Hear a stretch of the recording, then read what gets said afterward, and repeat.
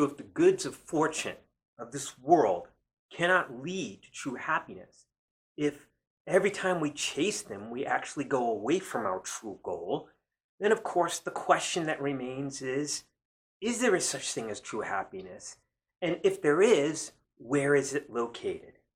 Now, I had you watch a video, an interview, a 60-minute interview with, all of you know him, Tom Brady, the famous quarterback for the Patriots, the most winning quarterback in the world, in football history.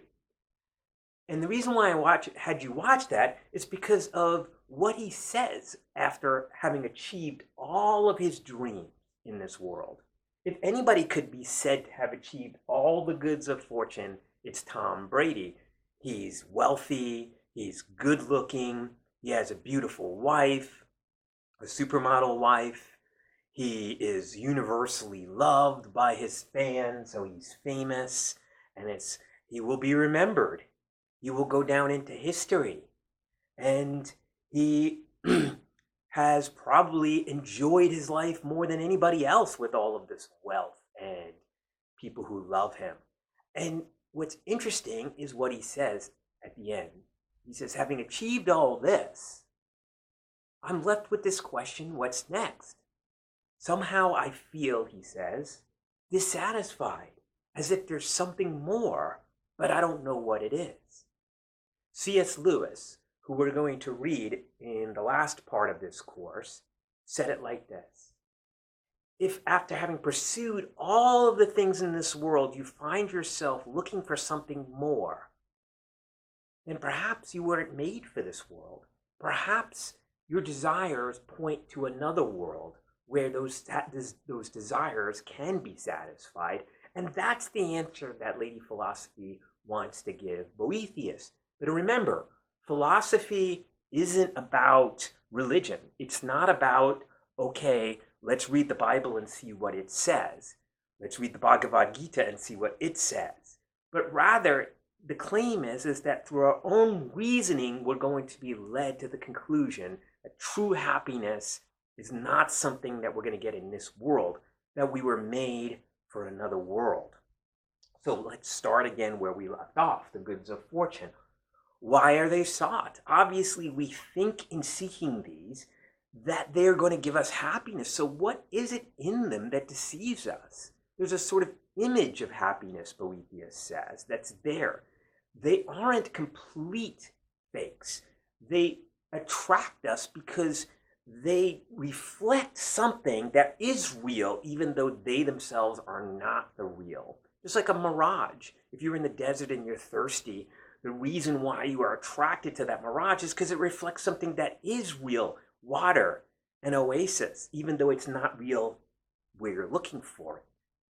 So the question is, what is true happiness? Well, if we look at what we're looking for in the goods of fortune, we can say for all of them, wealth, what are we looking for? We're looking to satisfy our desires through abundance. Power, what are we looking for? We're looking for the ability to satisfy our desires, to satisfy ourselves and have enough, and to have the security to do so. Fame, again, we desire something. We desire self-worth and greatness, and therefore we're looking for that feeling of true love and satisfaction. And of course, pleasure just simply is the seeking of an enjoyment or a satisfaction in life, a contentment. And so in all of these, what are we looking for? We're looking for, through different angles, for complete satisfaction in life. Desire is itself a sign that we're not satisfied, because you don't desire what you already have. You only desire what you don't have. And so therefore, every desire points to a desire for satisfaction which hasn't been fulfilled. So what do we want? We want a complete fulfillment of our desires. We want complete satisfaction. Well, what are you when you are completely satisfied? You are in a state of having enough, securely enough. In other words, you are hoping for a state, I am hoping for a state, where there's no need for anything more. I'm fulfilled. That is why happiness is good in itself, because once I obtain it, then I don't desire anything more except to keep it. So if I still am insecure in my happiness, if I still feel like, wow, I could lose it, then I'm not at the state of complete happiness. I'm not at the state of complete satisfaction. Only when I have enough and I'm secure that what I have will never go away, then I have no need for anything more. So true happiness is this state of absolute self-sufficiency. Sufficient just means enough. Enough, you have enough, and you are enough for everything, for every contingency, for every vicissitude in life. You can face it because you are sufficient. Thus, there's this idea of complete freedom in self-sufficiency. The person who is truly sufficient is someone who feels as if they are the master of their fate, and they are.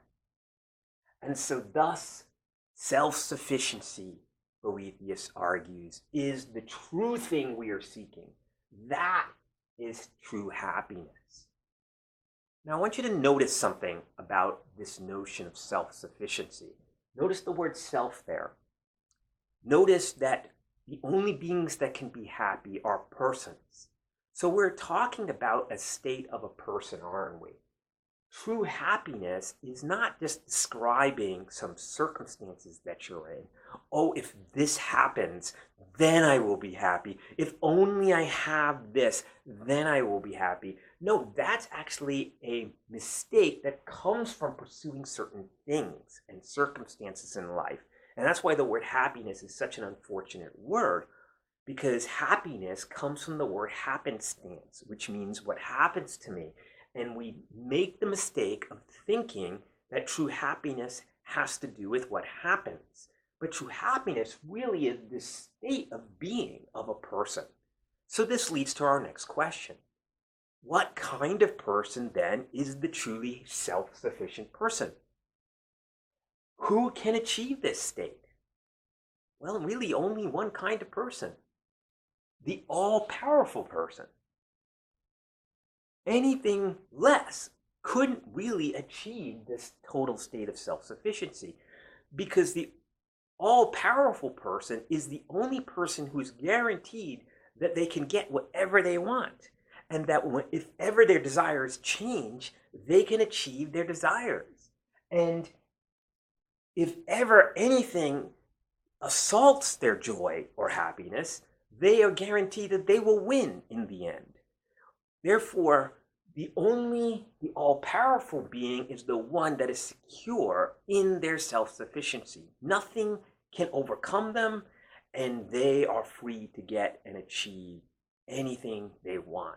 Only such a being can have complete freedom from circumstance.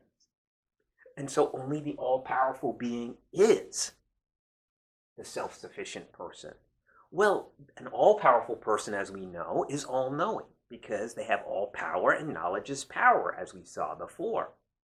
And so, therefore, such a being is not only going to be all-powerful, but all-knowing, and therefore all-wise. Wise because they're going to be all good. Now, why would an all-powerful and all-wise being be all good? Well, they have the power, but they won't misuse it.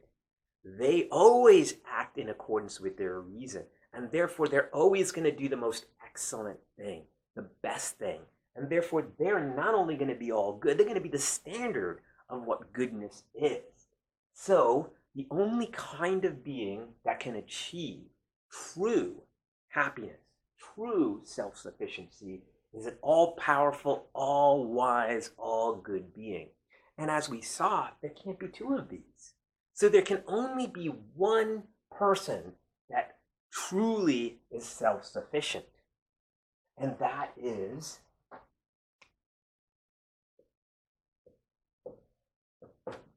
God. Now, you notice, we didn't use the word God in talking about this, but if there's such a being that is all-powerful, all-wise, and all-good, and there can only be one of them, if there's any at all, then the best description for such a being is a perfect being, is God. So what will God be like if God is all-powerful, all-wise, and all-knowing? Well, think about it. Such a being is going to be one that is infinite abundance. And that being is going to be generous because they can't lose their abundance. They can give it away, and whatever they give, they have an infinite amount more to give. So such a being is going to be infinitely great and admirable because such a being will always do the best thing and therefore be able to achieve the highest things, and will do so in such a way that they are not stingy and everybody will admire them. So such a being will have what we are truly seeking in fame, and that's glory. We'll have what we are truly seeking in abundance or wealth, and that is this infinite freedom of giving and spending. Because we saw, when you read Boethius, that the only time wealth is valuable is when you give it away, when you spend it. Such a being can afford to spend everything. Such a being will therefore be infinitely lovable. Any kind of being that is able to understand what this being is will be in complete awe and admiration and desire for such a person. And therefore, such a being will also have supreme joy. Not happiness, not physical pleasure, because such a being wouldn't have a body. But the kind of pleasure that doesn't go away because it's internal and dependent not on any kinds of circumstances, not on the continuation of a physical state, but on infinite power, and therefore true joy. So therefore, everything we sought in these goods of fortune are found in their higher form, in an infinite and supreme form, in God, God's self. So, you might say, well, then you're leading us on a wild goose chase, because only one being can be happy. We're not that being. We're not God. So therefore, what you have just shown us, Dr. Catterson, is that happiness is impossible. No. What we've shown you is where to seek it. Such a being, only one can be self-sufficient. But imagine you became more and more like this being. All of us are seeking this abundance. All of us are seeking this glory. All of us are seeking this good and this love and this infinite joy. And the closer we become to God, the more we get it, don't we? And therefore, if we seek after God and we become what is called godly, then we ourselves are going closer and closer to this complete satisfaction. And we can have union with God because of our nature. And that union brings us so close that there's no distinction between God and us. We become divine. And we have the ability, because of our intellect and our rationality and our ability to understand God, to therefore achieve the closest thing to happiness. And that is the vision of God, a relationship with God that the closer it is, the more our happiness is secure. So, Boethius, where is true happiness found? Only one place, the source of happiness, God. And how do I achieve that? By becoming more and more like God. And how do I become more and more like God? Well, we're going to see in the next video that God is the good. And therefore, by doing good, by becoming more good, I become more godly and therefore closer to God. And therefore, virtue does lead to true happiness. But not the way Aristotle thought, not simply by having a satisfying life on this earth, which is impossible, but rather through understanding what our true goal is and where true happiness is found.